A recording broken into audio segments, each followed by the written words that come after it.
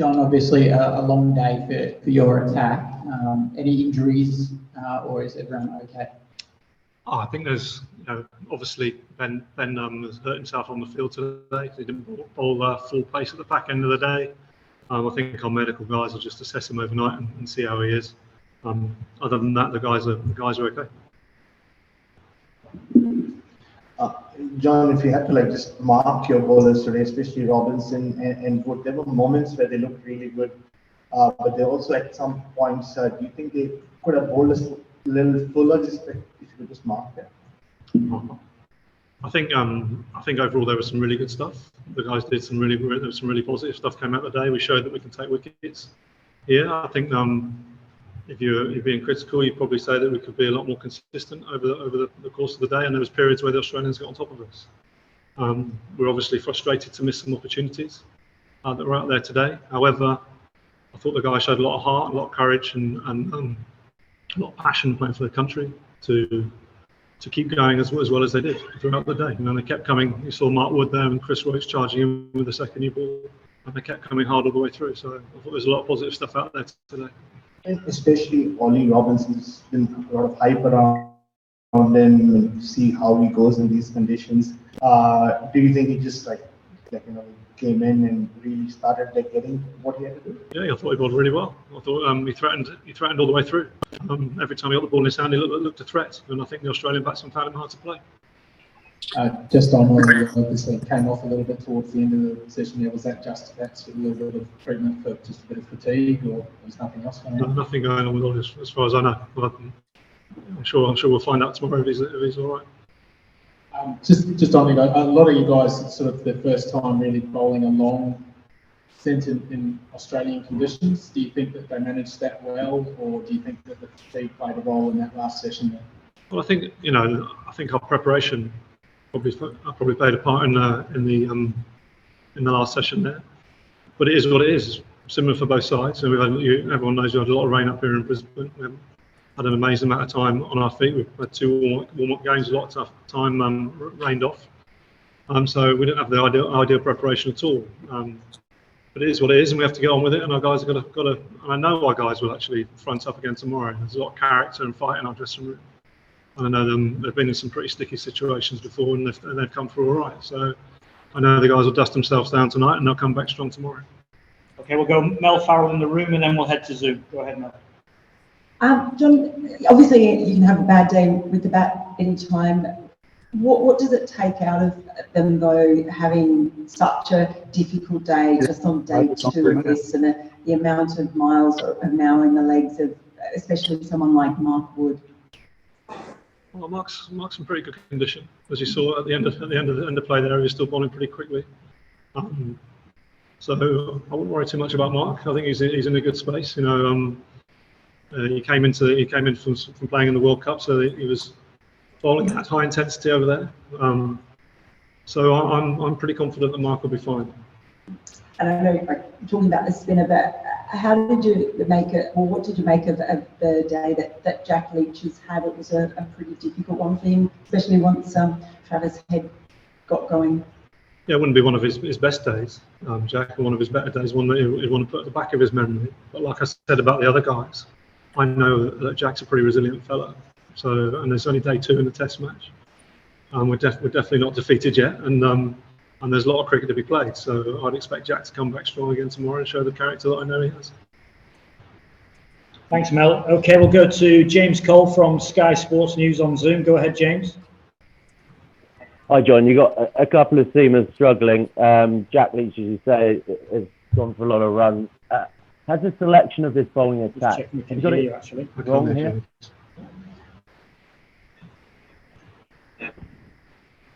Can you repeat the question, James? The volume was down here. Sorry about that.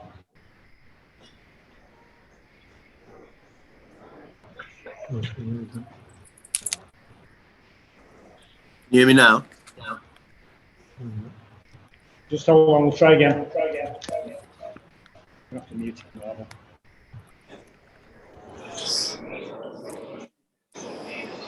Can you hear me now? Yeah, go ahead. We can just about hear you.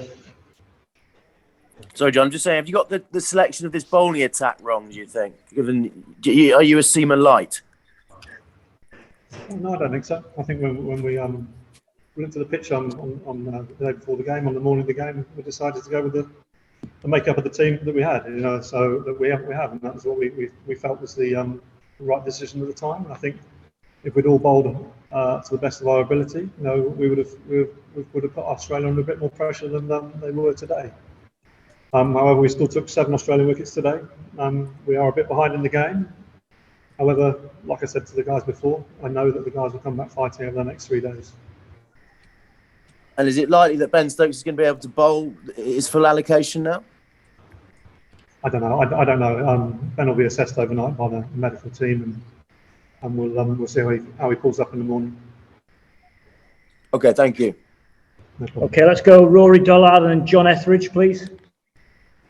Hi, John. I'm not sure if you answered on this earlier, but just on the no ball situation, with the no balls not being called, was that a situation you were well aware of coming into the innings today? What do you mean by well aware of? Well, did you understand that they weren't going to be monitored by the third umpire? Yes. Is that satisfactory, or did you have to change anything with that knowledge? Obviously, Ben bowled 14 in the first session. Say that again, sorry. I didn't hear what you said. We didn't get the last bit there, Rory. I'm just saying, does that make life difficult when you're used to being called by the third umpire? Because Ben obviously overstepped a lot before he then got the wicket. Watch some TV. Yeah. What a fast bowler needs is some sort of understanding of where his feet are, because obviously you can't see your own feet. So if the umpires are watching the line, then after the first ball, that's Ben's first ball on this ground for I think probably 8 years. And we don't have like in England we have bowl throughs in the morning, and you don't have them here in Australia. You don't bowl through on the square. So it'll be the first time he's run up from that end for 8 years. So he'll need some feedback from the umpires to understand where his feet are, but then to make an adjustment. So if you don't know where your feet are, it's very hard to make an adjustment. So yeah, it would have been nice for the first no ball of his first ball to be called as a no ball. So he would then have made an adjustment, and then from then on he would have been behind the line because he then knows where his feet are landing. Let's go with John, and then we'll finish with Dean. One each, please. It's just difficult to hear here. John, hi. I was actually going to ask about the no balls and whether Ben would have been able to adjust if he'd known he was getting close to the line. You say physically he's going to be assessed overnight. Do you know exactly what the problem is with Ben? His knee, maybe? No, I haven't spoken to our medical guys. So Ben's been out on the field. He's come off. He'll get some treatment as he comes off, and I've come straight in here to speak to you guys. So I've no idea what the matter is with Ben at the moment. But like I said, he'll get assessed overnight, and we'll see where he's at. Okay, fair enough. Thanks. And Dean, last question, please. It's kind of to do with the no balls as well. Did you just kind of get a sense that things are kind of conspiring against you at the moment? Obviously, 2 very difficult days, changing conditions, and the weather and things like that. I know you don't want to be too defeatist, of course, but luck does play a big part. Do you kind of feel like things are conspiring against you at the moment? No, I think it's more down to skill than luck. I